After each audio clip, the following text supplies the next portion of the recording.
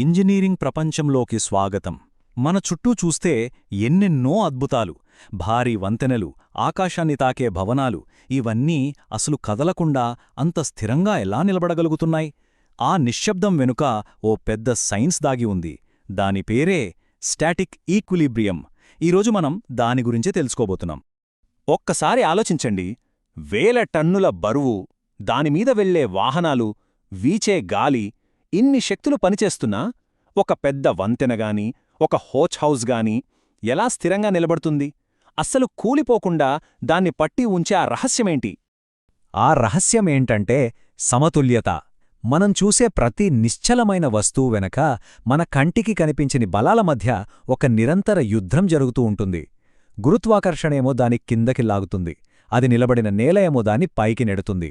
గాలి ఒక పక్కకు తోస్తే ఆ నిర్మాణం యొక్క అంతర్గత శక్తి దాన్ని ఎదుర్కొంటుంది. అయితే ఈ యుద్ధంలో ఎవరూ గెలవరు, ఎవరూ ఓడిపోరు. ఎప్పుడైతే పైకి లాగే బలం కిందికి లాగే బలంతో సమానమవుతుందో, ఎడమవైపు నెట్టే బలం కుడివైపు నెట్టే బలాన్ని రద్దు చేస్తుందో, అప్పుడు ఒక సంపూర్ణ సమతుల్యత ఏర్పడుతుంది.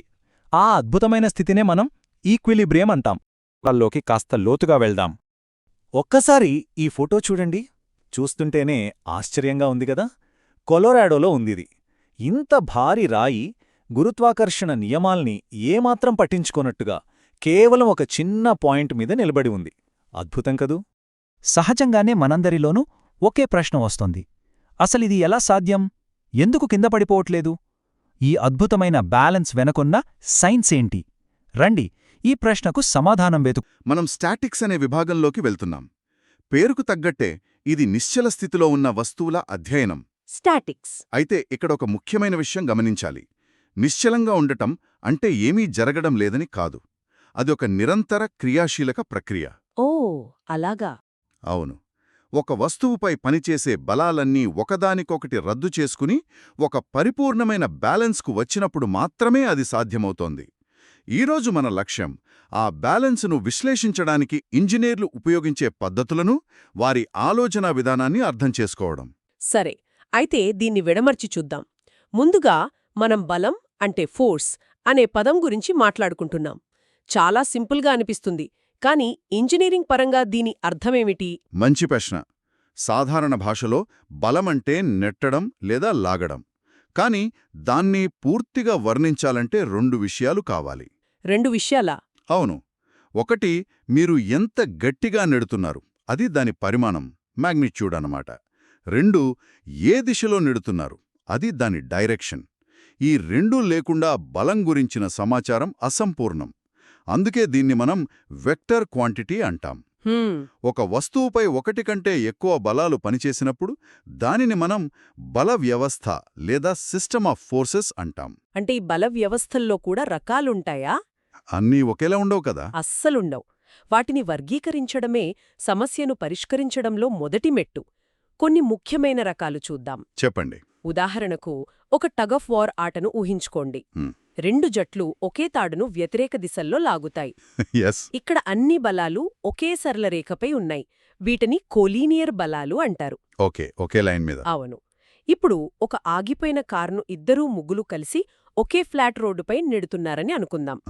వారి బలాలన్నీ ఒకే తలంపై ఉన్నాయి. అంటే ఆ రోడ్డు ఉపరితలంపై. కరెక్ట్. వీటిని కోప్లానర్ బలాలు అంటారు. ఓకే. మరి ఒకే చోట కలిసే బలాలు కూడా ఉంటాయి కదా. ఉదాహరణకు, ఒక లాంతర్ను 3 వేరువేరు తాడులతో ఒకే కొక్కేనికి వేలాడదీసినప్పుడు. సరిగా చెప్పారు. అలాంటి వాటిని కన్కరెంట్ బలాలు అంటారు. అంటే అన్ని బలాల క్రియాశీల రేఖలు ఒకే బిందువు వద్ద కలుస్తాయి. ఇప్పుడు అసలు మజా మొదలవుతుంది. ఈ వర్గీకరణలను మనం కలపవచ్చు. అంటే కోప్లానర్ కన్కరెంట్ ఫోర్సెస్ లాగానా? Correct, exactly. మీరు చెప్పిన లాంతర్ ఉదాహరణ కోప్లానార్ కన్కరెంట్ ఫోర్సెస్ కిందకు వస్తుంది. ఎందుకంటే ఆ 3 తాళ్లలోని బలాలు ఒకే తలంలో ఉండి ఒకే బిందువు వద్ద కలుస్తాయి. ఈ వర్గీకరణ ఇంజనీర్కు సమస్యను ఎలా పరిష్కరించాలో ఒక స్పష్టమైన మార్గాన్ని చూపిస్తుంది. అర్థమైంది. అయితే ఒక వస్తువు సమతుల్యతలో అంటే కదలకుండా స్థిరంగా ఉందని చెప్పడానికి అసలైన నియమాలేమిటి? దానిపై పనిచేసే బలాలన్నీ ఒకదాన్నొకటి క్యాన్సిల్ చేసుకుంటే సరిపోతుందా? నాకొక సందేహం వస్తోంది. ఒక గాలిమర ఉంటుంది కదా, పిన్వీల్. దాని రెండు వైపులా సమానంగా గాలి ఊదితే అది ముందుకు వెళ్లదు, కాని పిచ్చిగా తిరుగుతుంది. అది కూడా స్థిరంగా ఉన్నట్టు కాదేమో. అద్భుతమైన పాయింట్. మీరు సమతుల్యతలోని 2 ప్రధాన నియమాలను మీ ప్రశ్నలోనే చెప్పేశారు. మొదటి నియమం మీరు అన్నట్టుగానే బలాలన్నీ క్యాన్సిల్ అవ్వాలి. దీనిని ట్రాన్స్లేషనల్ ఈక్విలిబ్రియం అంటారు. ట్రాన్స్లేషనల్ అంటే వస్తువుపై పనిచేసే అన్ని బాహ్య బలాల వెక్టర్ మొత్తం 0 అవ్వాలి. Sigma F = 0. దీన్ని ఇంకా విడమరిస్తే ఎడమ కుడి బలాలన్నీ సిగ్మా ఎఫ్ఎక్స్ = 0 మరియు పైకి కిందికి పనిచేసే బలాలన్నీ సిగ్మా ఎఫ్వై = 0 బ్యాలెన్స్ అవ్వాలి. ఇది వస్తువు ఒక చోట నుండి మరో చోటుకి జరగకుండా చూస్తుంది. మరి నా గాలిమర ఉదాహరణ సంగతేంటి? దాన్నాపడానికి ఏ నియమముంది? అక్కడికే వస్తున్నాను.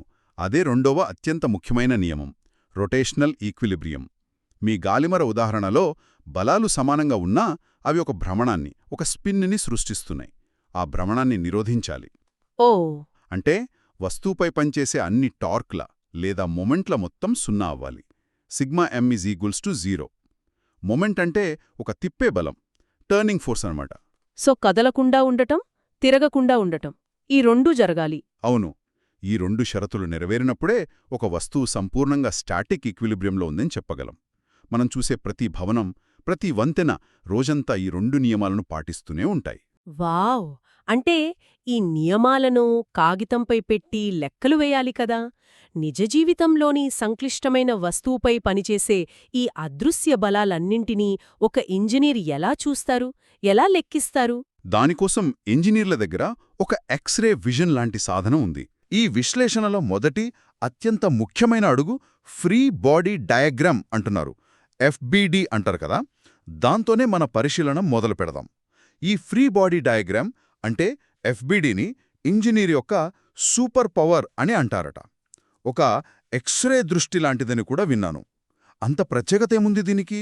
అవును, ఒక రకంగా అది నిజమే. ఎందుకంటే అది ఒక సాధారణ చిత్రం కాదు. ఒక సంక్లిష్టమైన వాస్తవిక సమస్యను పరిష్కరించడానికి వీలైన ఒక సరళమైన చిత్రంగా మార్చే శక్తివంతమైన సాధనమది. FBD అంటే మనం విశ్లేషించాలనుకుంటున్న వస్తువును దాని పరిసరాల నుండి, అంటే అది ఆనుకుని ఉన్న గోడ, నేల, దాని కట్టిన తాడులు, వీటన్నింటి నుండి మానసికంగా వేరుచేయడం. ఓకే, అంటే ఐసోలేట్ చేయడం అన్నమాట. ఖచ్చితంగా. తర్వాత కేవలం ఆ వస్తువును మాత్రమే గీసి దానిపై బయటి ప్రపంచం నుండి పనిచేస్తున్న బాహ్య బలాలను మాత్రమే బాణాలతో చూపిస్తాం. ఇది చుట్టూ ఉన్న గందరగోళాన్ని తొలగించి సమస్య యొక్క సారాంశంపై దృష్టి పెట్టడానికి సహాయపడుతుంది. అంటే సమస్యను స్పష్టంగా చూడటానికి ఇదొక ఫ్రేమ్వర్క్ లాంటిది. చుట్టూ ఉన్న అనవసరమైన వివరాలను తీసేసి కేవలం ముఖ్యమైన బలాలపై ఫోకస్ పెట్టడం. బావుంది. ఈ బలాలన్నీ వస్తువుకు ఆధారాన్నిచ్చే సపోర్ట్ల నుండే వస్తాయి కదా? అవును. ఉదాహరణకు వంతెనను పట్టుకుని ఉన్న స్తంభాలు. ఆ సపోర్ట్లు ఎలా పనిచేస్తాయి? వాటిలో ఏమైనా రకాలున్నాయా? తప్పకుండా. ప్రతి సపోర్ట్ యొక్క ప్రాథమిక సూత్రం ఒకటే. అది ఏ దిశలో కదలికను ఆపుతుందో అదే దిశలో ఒక ప్రతిచర్య బలాన్ని ఇస్తుంది. ఉదాహరణకు రోలర్ సపోర్ట్. పాత వంతెనల చివరన కింద చక్రాలు ఉండటం ఎప్పుడైనా గమనించారా? ఆహా, చూశాను. ఉష్ణోగ్రత మార్పుల వల్ల వంతెన వ్యాకోచించడానికి, సంకోచించడానికి అనువుగా ఉంటుందని అనుకుంటా. సరిగ్గా చెప్పారు. ఆ చక్రాలు అడ్డంగా జరిగే కదలికను అనుమతిస్తాయి, కాని వంతెన కిందకు కుంగిపోకుండా ఆపుతాయి. కాబట్టి రోలర్ సపోర్ట్ కేవలం ఉపరితలానికి లంబంగా, అంటే నిలువుగా ఒకే ఒక్క ప్రతిచర్య బలాన్ని ఇస్తుంది. ఓకే, రోలర్ ఒక కదలికను ఆపితే మరిన్ని కదలికలను ఆపే సపోర్ట్లు కూడా ఉంటాయి కదా. మన ఇంటి తలుపులున్నాయి. అవి స్వేచ్ఛగా తిరుగుతాయి, కాని మనం వాటిని పైకి లేపలేం లేదా పక్కకు జరపలేం. ఖచ్చితంగా. మీరు చెప్పింది రెండవ రకం, పిన్ లేదా హింజ్ సపోర్ట్. ఆ తలుపు మడతబందు అంటే హింజ్ తలుపును ముందుకు వెనక్కి తిరగడానికి అనుమతిస్తుంది, కాని అది పైకి కిందికి కాని అడ్డంగా గాని కదలనివ్వదు. కాబట్టి పిన్ సపోర్ట్ 2 దిశల్లో కదలికను నిరోధిస్తుంది. అందుకే అది 2 ప్రతిచర్య బలాలను ఇస్తుంది, ఒకటి అడ్డం, మరొకటి నిలువు. అర్థమైంది. ఇక చివరిగా అత్యంత పటిష్టమైనది ఉంటుంది గదా. ఉదాహరణకు కాంక్రీట్లో పాతిపెట్టిన ట్రాఫిక్ సిగ్నల్ స్తంభం. దాన్ని మనం ఏ వైపుకు కదపలేం, తిప్పనోలేము. సరిగ్గా అదే ఉదాహరణ. అదే ఫిక్స్డ్ సపోర్ట్. ఆ స్తంభం అడ్డంగా కదలదు, నిలువుగా కదలదు. అంతేకాకుండా గాలి బలంగా వీచినా తన చుట్టూ తాను తిరగదు. అంటే ఇది 3 రకాల కదలికలను నిరోధిస్తుంది. అందుకే ఇది 3 ప్రతిచర్యలని ఇస్తుంది: అడ్డం బలం, నిలువు బలం మరియు భ్రమణాన్ని ఆపే బలం. దీన్ని మనం టెక్నికల్గా మూమెంట్ లేక టార్క్ అంటాం. ఇది చాలా స్పష్టంగా ఉంది. అయితే ఇక్కడే నాకొక కీలకమైన సందేహం వస్తోంది. మనం ఎఫ్బిడిలో కేవలం బాహ్య బలాలనే చూపిస్తామనన్నారు. మరి ఒక రబ్బర్ బ్యాండును సాగదీసినప్పుడు దాని లోపల స్పష్టంగా ఒక టెన్షన్ ఉంటుంది గదా, అది అంతర్గత బలం. దాన్ని మనం ఎందుకు పరిగణనలోకి తీసుకోము? అది వస్తు ప్రవర్తనను ప్రభావితం చెయ్యదా? ప్రశ్న అడిగారు. ఆ టెన్షన్ ఉంది, అది నిజమే. కానీ మనం మొత్తం రబ్బర్ బ్యాండును ఒకే వ్యవస్థగా చూస్తున్నప్పుడు న్యూటన్ 3వ నియమం ప్రకారం ఆ అంతర్గత బలాలన్నీ జతలుగా పనిచేస్తాయి. రబ్బర్ బ్యాండ్ లోపల ఉన్న ప్రతి అణువు తన పక్క అణువుని ఎంత బలంతో ముందుకు లాగుతోందో అంతే బలంతో తన వెనకున్న అణువు చేత వెనక్కి కూడా లాగబడుతోంది. ఇవి యాక్షన్ రియాక్షన్ జతలన్మాట. ఈ జతలన్నీ వ్యవస్థ లోపలే ఒకదానికొకటి రద్దు చేసుకుంటాయి. కాబట్టి మొత్తం వ్యవస్థపై వాటి నికర ప్రభావం 0. ఓ, అయితే మనం దేనిని వ్యవస్థగా పరిగణిస్తున్నామనే దానిపై అంతా ఆధారపడి ఉందన్నమాట. వ్యవస్థ లోపల జరిగే యుద్ధం మనకు అనవసరం, కేవలం బయటి నుండి దానిపై పనిచేసే బలాలే ముఖ్యం. సరిగ్గా చెప్పారు. ఇక్కడే ఇంజనీరింగ్లోని ఒక అద్భుతమైన ఆలోచన దాగి ఉంది. మనం మొత్తం రబ్బర్ బ్యాండును ఒకే వస్తువుగా చూస్తే ఆ లోపలి బలాలు మనకు అనవసరం. కానీ దాన్ని మధ్యలో కత్తిరించి ఆ కత్తిరించిన ముఖం దగ్గర ఎంత ఒత్తిడి ఉందో తెలుసుకోవాలనుకుంటే అప్పుడు అదే అంతర్గత బలం మనకు అత్యంత ముఖ్యమైన బాహ్య బలమవుతుంది. వావ్, ఇది చాలా శక్తివంతమైన ఆలోచన. ఇది సమస్యను చాలా సులభతరం చేస్తుంది. సరే, ఎఫ్బిడి సమస్యను చూడటానికి ఒక అద్దం లాంటిది. కానీ ఇది కేవలం చిత్రం మాత్రమే గదా. మనం గీసిన ఈ బాణాల వెనక ఉన్న అసలు విలువలు, ఆ బలాల పరిమాణం తెలియకపోతే ఇది నిష్ప్రయోజనం. ఆ విలువలను ఎలా కనుక్కుంటారు, ముఖ్యంగా కంప్యూటర్లు లేని రోజుల్లో? నిజమే, ఆ రోజుల్లో వారు గ్రాఫికల్ పద్ధతిని వాడేవారు. ముందుగా ఒక స్కేల్ ఎంచుకోవాలి. ఉదాహరణకు 1 సెంటీమీటర్ = 10 న్యూటన్స్ అని. తర్వాత ఎఫ్బిడిలో ఉన్న బలాలను ఒకదాని తర్వాత ఒకటిగా వాటి దిశల్లో సరైన పొడవుతో గీయాలి. దీన్నే హెడ్ టు టెయిల్ పద్ధతి అంటారు గదా. ఒక బాణం తల దగ్గర మరొక బాణం తోకను కలుపుతూ. అవును, అలా అన్ని బలాలను గీసిన తర్వాత మనం ఎక్కడ మొదలుపెట్టామో తిరిగి అక్కడికే చేరుకుంటే, అంటే మనం గీసిన బలాల బహుభుజి మూసివేయబడితే ఆ వస్తువు సమతుల్యతలో ఉందని అర్థం. అంటే అన్ని బలాల నికర ఫలితం 0 అని. అవును, ఒకవేళ ఆ చిత్రం మూసివేయబడకపోతే ప్రారంభ బిందువు నుండి చివరి బిందువుకు గీసిన గీత ఆ వస్తువుపై పనిచేసే ఫలిత బలాన్ని సూచిస్తుంది. ఈ పద్ధతి సమస్యపై ఒక అవగాహన రావడానికి బాగుంది. కాని నేనొక వంతెన కడుతున్నప్పుడు దాదాపు సరైన సమాధానం సరిపోదు కదా. నా డ్రాయింగ్లో చిన్న పొరపాటు జరిగితే మొత్తం నిర్మాణం కూలిపోవచ్చు. నాకు ఖచ్చితమైన సంఖ్యలు కావాలి. అక్కడే బహుశా గణితం రంగప్రవేశం చేస్తుందేమో. మీరు చెప్పింది 100% నిజం. గ్రాఫికల్ పద్ధతి మనకొక మంచి అవగాహన ఇస్తుంది. కాని ఖచ్చితత్వం కోసం మనం గణితాన్ని నమ్మాల్సిందే. ఈ క్రమంలో కొన్ని ప్రత్యేక పరిస్థితుల్లో చాలా ఉపయోగపడే ఒక సాధనముంది. అదే లామీ సిద్ధాంతం. లామీ సిద్ధాంతం. ఇది అన్నింటికీ పనికిరాకపోయినా కొన్ని ప్రత్యేక సందర్భాల్లో మ్యాజిక్లా పనిచేస్తుందని విన్నాను. ఆ ప్రత్యేక సందర్భాలు ఏమిటి? అవును, కానీ దానికి కొన్ని కఠినమైన నియమాలున్నాయి. ఒక వస్తువుపై కేవలం 3 బలాలు ఒకే బిందువు వద్ద ఒకే తలంలో పనిచేస్తూ ఆ వస్తువు సమతుల్యతలో ఉన్నప్పుడు మాత్రమే ఇది వర్తిస్తుంది. ఒక్క నిమిషం, ఒకే బిందువు వద్ద ఒకే తలంలో అంటే? కాంకరెంట్, కోప్లానార్ అంటారు కదా. మంచి ప్రశ్న. కాంకరెంట్ అంటే ఆ 3 బలాల బాణాలను వెనక్కి పొడిగిస్తే అవన్నీ ఒకే బిందువు వద్ద ఖండించుకోవాలి. కోప్లానార్ అంటే ఆ 3 బలాలను ఒకే కాగితంపై గీయగలగాలి.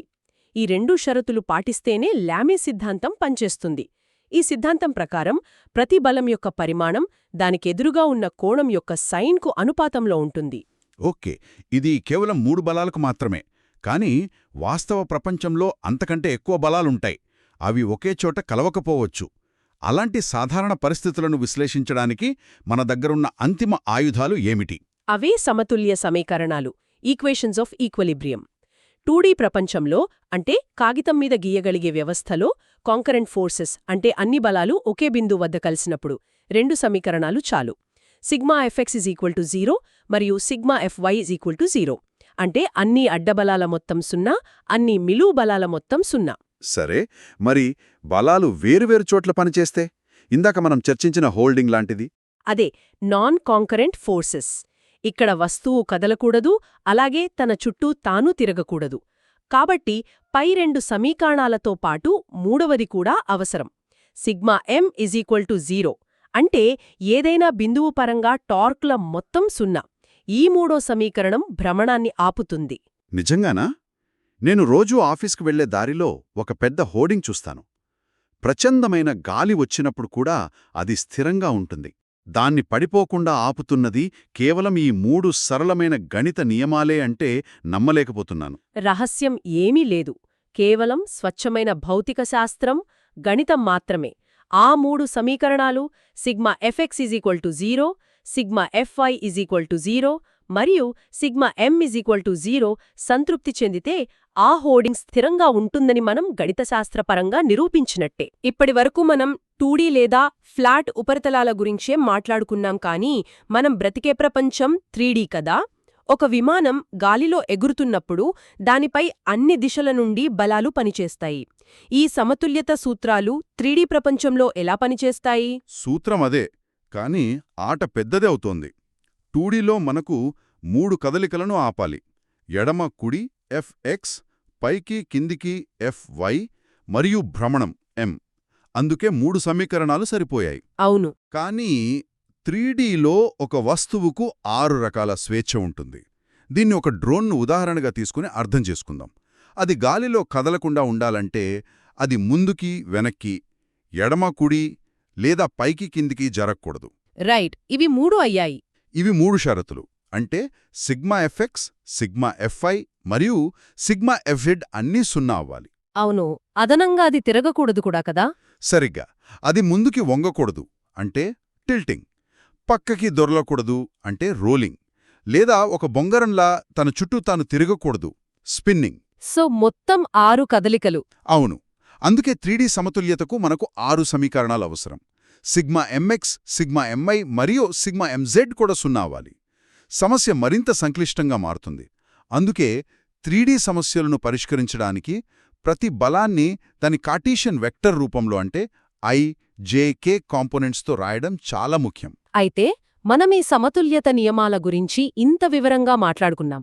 ఇవి విఫలమైతే లేదా వాటి హద్దులను దాటితే ఏమి జరుగుతుందో చెప్పే ఒక వాస్తవ ప్రపంచ ఉదాహరణ ఉందా? ఒక అద్భుతమైన ఉదాహరణ ఉంది. అది టిప్పింగ్, అంటే పడిపోవటం. టిప్పింగ్? ఒక వస్తువు యొక్క గురుత్వాకర్షణ కేంద్రం దాని ఆధార ప్రదేశం, అంటే బేస్ ఆఫ్ సపోర్ట్ దాటి బయటకు వెళ్ళినప్పుడు అది సమతుల్యత కోల్పోయి పడిపోతుంది. మనం ఒక పుస్తకాన్ని టేబుల్ అంచున పెట్టి నెమ్మదిగా బయటకు జరుపుతుంటే ఒకానొక సమయంలో పడిపోతుంది కదా, అలాగా. ఖచ్చితంగా. అదే సూత్రం.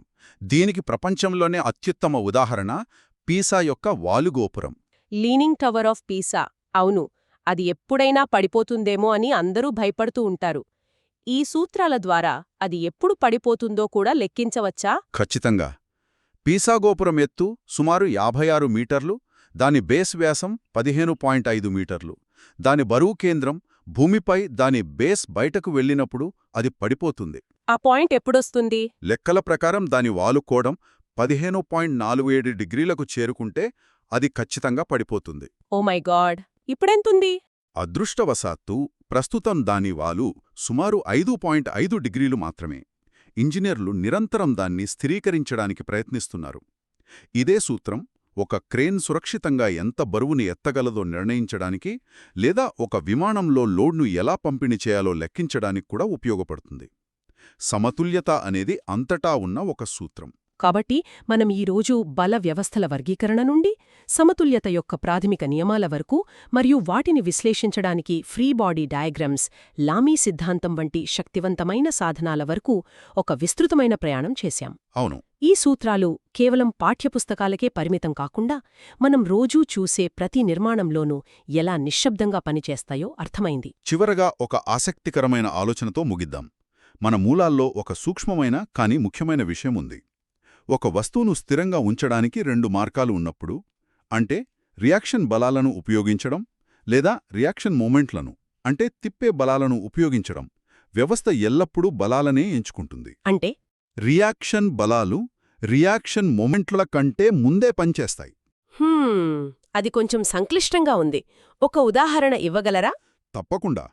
ఒక బరువైన పెద్ద పుస్తకాన్ని మీ కుడి చేతితో అడ్డంగా పట్టుకున్నారని ఊహించుకోండి. మీ చేయి పుస్తకం బరువును మోయడానికి పైకి నెట్టే బలాన్ని అందిస్తుంది. అవును. అదే సమయంలో పుస్తకం ముందుకి పడిపోకుండా ఉండటానికి మీ మణికట్టు ఒక మొమెంట్ను, అంటే ఒక తిప్పే బలాన్ని కూడా అందిస్తోంది. ఇది కొంచెం కష్టమైన పని. అవును, మణికట్టుపై ఒత్తిడి పడుతోంది. ఇప్పుడు మీరు మీ ఎడమ చేతిని పుస్తకం కింద, కుడి చేతికి కొంచెం దూరంలో పెట్టండి. వెంటనే ఏమవుతుంది? ఆ కుడిచేతిపై భారం తగ్గినట్లనిపిస్తోంది. ముఖ్యంగా ఆ తిప్పే ఒత్తిడి పూర్తిగా పోతుంది. ఎగ్జాక్ట్లీ. ఎందుకంటే రెండవ చేయి బరువులో కొంత భాగాన్ని పంచుకుని ఆ మొమెంట్ అవసరాన్ని తొలగించింది. ఇక్కడ రెండు సాధారణ బలాలు కలిసి ఒక సంక్లిష్టమైన మొమెంటును భర్తీ చేశాయి. వ్యవస్థలు ఎల్లప్పుడూ తమను తాము స్థిరంగా ఉంచుకోవడానికి అత్యంత సమర్థవంతమైన, సులభమైన మార్గాన్ని ఎంచుకుంటాయి అనడానికి ఇదొక చక్కని ఉదాహరణ.